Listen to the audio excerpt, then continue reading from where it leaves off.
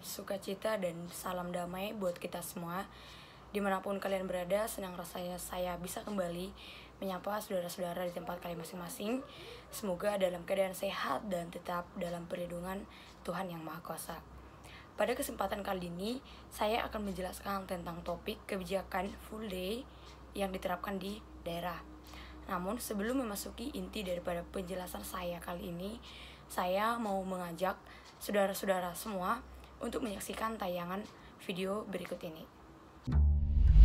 Zaman sekarang, kebutuhan dasar itu bukan cuma sandang, pangan, papan, tapi juga pendidikan. Meski begitu, pendidikan di Indonesia bisa dibilang masih memprihatinkan. Indeks pembangunan manusia kita melorot di urutan bawah dan ranking pelajar kita ada di barisan depan, tapi dari belakang. Itu tentu aja menyedihkan. Padahal uang buat majuin pendidikan sampai 444 triliun rupiah alias 20% dari anggaran negara. Tapi kenapa pendidikan di Indonesia belum maju juga? Kalau diibaratin, cari jawaban masalah ini mirip kayak mengurai benang kusut berisi 1000 masalah. Ribet banget. Tapi salah satu akar masalahnya bisa jadi adalah sistem pendidikan massal. Karena sistem ini bikin standar yang sama buat semua murid, mendewakan nilai, mematikan nalar berpikir kritis, menyeragamkan kemampuan, dan di saat yang sama menghilangkan jati diri dan keunikan setiap muridnya. Padahal sistem pendidikan yang dibangun sama bapak pendidikan jauh beda dengan sistem saat ini. Di sisi lain, masalah pendidikan ada di kualitasnya, bukan kuantitasnya. Faktanya, baik jumlah sekolah maupun anak yang bersekolah itu meningkat dari tahun ke tahun. Namun itu nggak bikin pendidikan jadi oke, karena buktinya masih ada banyak sekolah yang belum sesuai standar dan kemampuan guru yang masih jauh dari harapan. Lantas, apakah kita membiarkan masalah ini begitu saja? Tentu saja tidak. Pendidikan harus kita perjuangkan, karena pendidikan adalah kunci kemajuan di masa depan. Karena hanya dan hanya lewat pendidikan kita bisa bantu petani ngerawat padi, bantu peternak menggembala sapi, mudahin dokter nemuin penyakit dan cari obatnya, meluncurin satelit canggih keluar angkasa, ngerancang robot yang bantu manusia, bikin akses internet cepat buat semua, sampai menciptakan perdamaian dunia. Tapi untuk meraih semua itu, kita harus berakit-rakit dahulu. Semua dimulai dengan menganggap bahwa pendidikan itu hak segala bangsa. Makanya kita harus bangun sekolah keren di desa-desa, ngelatih kemampuan guru setinggi langit, sediain makanan berprotein buat perbaiki gizi anak Indonesia, dan ngerombak ulang kurikulum pendidikan supaya semua anak berkembang dengan minat dan bakatnya masing-masing. Terakhir, pendidikan Indonesia akan maju jika kita pelajar Indonesia memperbaiki diri kita sendiri. Walaupun dapat nilai jelek itu seperti diterpa badai, mulai sekarang kita mesti menghargai proses belajar dan buang jauh-jauh cara curang untuk dapat nilai yang tinggi.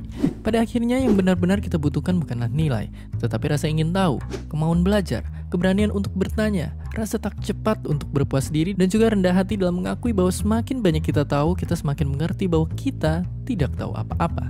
Dari sanalah kita terus mencari, terus belajar tentang diri kita dan juga alam semesta. Kalau diurutkan, masalah yang harus diperjuangkan agar anak bangsa dari Sabang sampai Merauke bisa cerdas dan berguna bagi manusia di sekitarnya. Dan itu didapat lewat senjata paling ampuh, bernama pendidikan. Seperti yang Bapak bangsa ini bilang, tujuan pendidikan adalah untuk mempertajam kecerdasan, memperkukuh kemauan, serta memperhalus perasaan. Pada kenyataannya, pendidikan yang ada di Indonesia masih sangat jauh tertinggal dengan pendidikan yang ada di negara-negara berkembang lainnya maupun di negara-negara tetangga kita. Pendidikan di Indonesia ini masih membutuhkan yang namanya reformasi, di mana dengan adanya reformasi ini diharapkan bisa membawa pendidikan kita semakin lebih maju sehingga kita bisa meningkatkan sumber daya manusia kita dalam menghadapi perubahan global yang ada saat ini. Untuk meningkatkan mutu serta kualitas pendidikan di Indonesia, banyak upaya yang telah dilakukan oleh pemerintah kita. Salah satunya yaitu dengan menambahkan anggaran pendidikan. Anggaran pendidikan kita tahun demi tahun semakin naik. Dengan anggaran ini diharapkan bisa melakukan pemerataan bagi seluruh sekolah yang ada di Indonesia ini, baik di kota maupun di daerah. Sehingga dengan begitu sekolah yang ada di seluruh Indonesia ini bisa sama-sama maju, sama-sama berkembang dan tidak ada tertinggal dan tidak ada kesenjangan antara pendidikan yang ada di kota dan juga pendidikan yang ada di daerah. Selain itu, untuk meningkatkan kualitas pendidikan kita, Bapak Menteri Pendidikan dan Budaya Indonesia, yaitu Bapak Muhadjir Effendi, beliau mewacanakan yaitu yang namanya full day school. Nah, kebijakan ini diwacanakan ketika beliau masih menjabat sebagai Mendikbud. Konsep kebijakan ini yaitu 5 hari sekolah dan 2 hari lagi libur. Nah, selama 5 hari ini siswa akan belajar selama 8 jam per hari. Dan untuk 2 hari libur ini, siswa bisa menghabiskan waktu bersama dengan keluarga mereka. Kebijakan full day school ini dalam kenyataannya di lapangan dinilai masih kurang cocok untuk diterapkan di daerah, di mana sekolah yang ada di daerah itu masih banyak yang masih kekurangan sarana dan juga masih kekurangan faktor-faktor yang bisa mendukung untuk menerapkan kebijakan full day ini. Dan untuk di kota sendiri, kebijakan full day ini sangat bisa dilaksanakan, di mana kesibukan warga yang ada di kota itu berbeda dengan kesibukan masyarakat yang ada di daerah, serta kebutuhan belajar siswa yang ada di kota dan juga siswa yang ada di daerah itu berbeda-beda. Nah, sehingga untuk kebijakan full day school ini dinilai lebih cocok untuk dilakukan di kota daripada di daerah. Itu pun harus melihat sekolahnya. Tidak semua sekolah bisa melakukan full day school.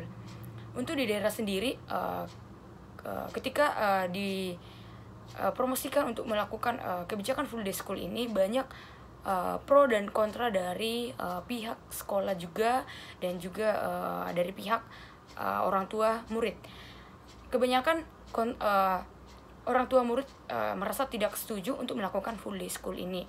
Mereka beranggapan bahwa ketika anak-anak mereka lebih lama di sekolah, maka itu juga akan berpengaruh terhadap ekonomi mereka. Ketika anak-anak mereka berada di sekolah, maka orang tua juga harus mengeluarkan budget ataupun uang yang lebih lagi untuk membekali anak-anak mereka.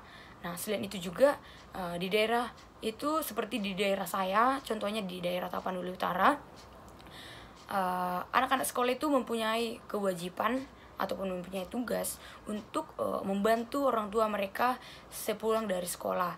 Nah, jadi misalnya ketika kita pulang dari sekolah itu, kita akan pergi ke ladang ataupun kemana untuk membantu orang tua kita, dan juga banyak pekerjaan-pekerjaan di rumah yang bisa kita bantu untuk meringankan pekerjaan orang tua kita. Nah, sehingga orang tua juga berpikir bahwa nanti anaknya tidak bisa lagi untuk membantu mereka menyelesaikan pekerjaan mereka, baik itu di rumah ataupun membantu mereka ke ladang.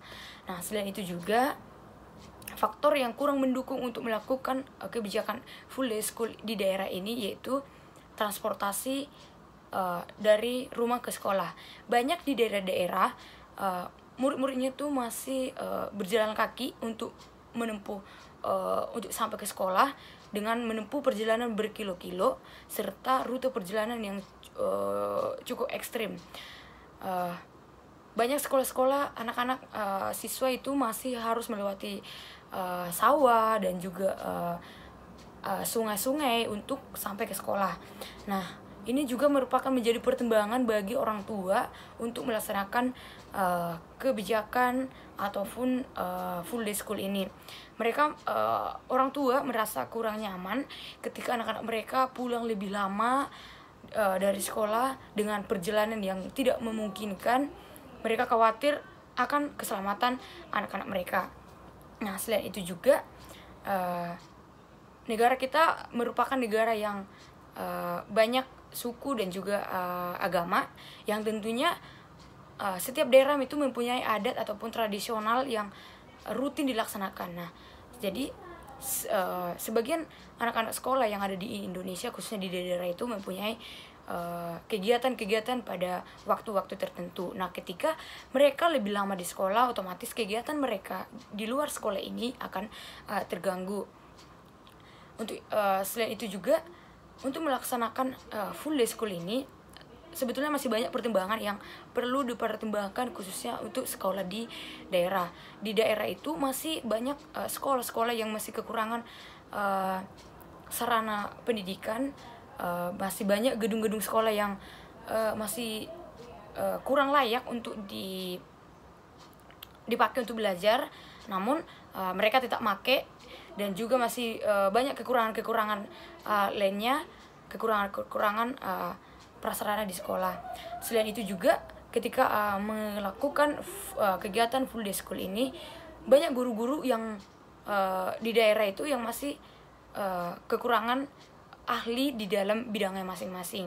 Misalkan seperti guru bidang menari, taekwondo, dan guru-guru lainnya.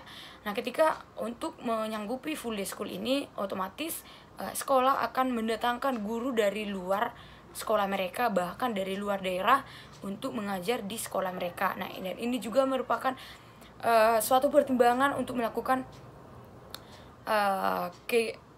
kegiatan full day school ini. Nah, intinya untuk melaksanakan kegiatan full day school ini harus melihat daerah dan juga sekolah tertentu. Tidak semua daerah, bahkan tidak semua sekolah bisa menyanggupi kegiatan full day school ini. Dan orang tua juga khususnya di daerah itu masih banyak yang berprofesi sebagai petani, dagang, dan juga buruh-buruh harian. Nah, ini juga menjadi faktor utama untuk melaksanakan full day school ini. Jadi harapan daripada orang tua yang ada di daerah, khususnya di daerah-daerah pedesaan, mereka berharap untuk bisa mencari solusi yang lebih baik lagi daripada untuk menerapkan full day school di sekolah anak-anak mereka ataupun di daerah mereka. Nah, sekian yang bisa dapat saya sampaikan. Semoga bermanfaat. Apabila ada kekurangan ataupun kesalahan dalam pengucapan kata, mohon dimaklumi. Sekian dan terima kasih.